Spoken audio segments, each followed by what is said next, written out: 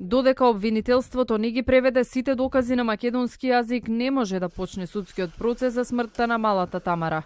Електронската комуникација на Фондот за здравство со здравствени установи во Турција и Хрватска се меѓу доказите. Четвртиот обид да се почне со судењето беше неуспешен, иако за прв пат во суд се појавија сите 12 на обвинети за несовесно работење во службата. Судењето не почна, но повеќе од 2 часа адвокатите и судијата не можеа да се договорат за датум на следното рочиште.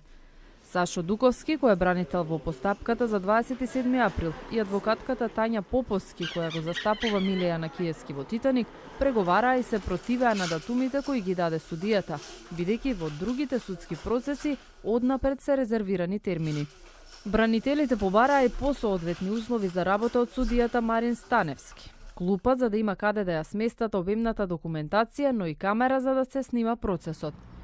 Следното рочиште е закажано на 29 октомври, а судијата Станевски вети дека тогаш ќе им обезбеди и клупи и камера. На обвинителна клупа седат 5 членови на првостепената и исто толку членови од второстепената комисија, кои го донеле, односно го потврдиле, негативното решение за лекување на малата Тамара Димовска од Велес во странство.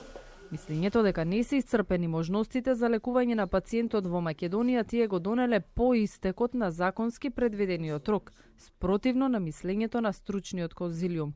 Тамара Димовска почина во 2015 година, чекајќи операција на рбетот во странство.